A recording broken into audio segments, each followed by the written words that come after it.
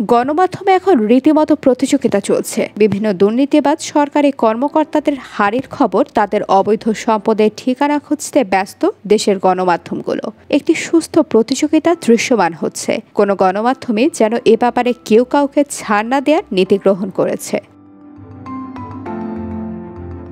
মূলত সাম্প্রতিক সময় সরকারি কর্মকর্তাদের যে বিপুল অবৈধ বিত্তের সন্ধান পাওয়া যাচ্ছে, যা নিয়ে সারা দেশে চাঞ্চল্য সৃষ্টি হয়েছে, তার রহস্য উন্মোচনের জন্য প্রধান ভূমিকা রাখছে দেশের গণমাধ্যমগুলো। গণমাধ্যমের ভূমিকার কারণে এখন প্রশাসনের দুর্নীতিবাজ কর্মকর্তাদের মধ্যে এক ধরনের আতঙ্ক তৈরি হয়েছে। গণমাধ্যমে প্রথম বেনজিরের অবৈধ সম্পদের তথ্য প্রকাশ করে কালের কণ্ঠ।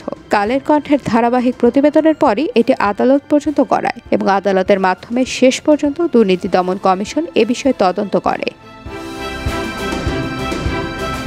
এরপর আসাদুজ্জামান মিয়ারও দুর্নীতির ফেরেস্তে প্রকাশিত হয়েছে দৈনিক মানবজমিনে। এটি প্রকাশের পরপর অজ্ঞাত কারণে মানবজমিনের অনলাইন থেকে তা সরিয়ে ফেলা হয়, কিন্তু পরবর্তীতে এটি অন্যান্য গণমাধ্যমগুলো লুফে নেয় এবং আসাদের বিভিন্ন সম্পদের তথ্যগুলো এখন সামাজিক যোগাযোগ মাধ্যমে ঘুরে বেড়াচ্ছে।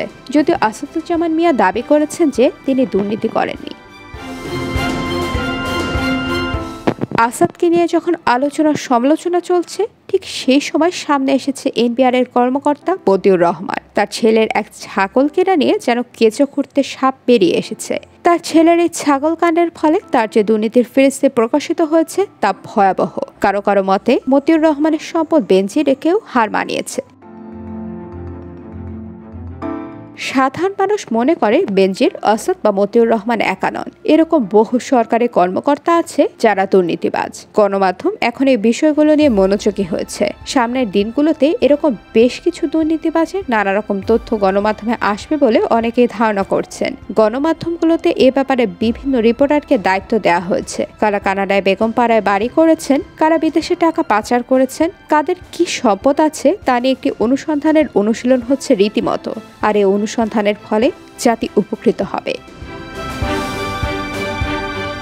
IBTV USA news desk.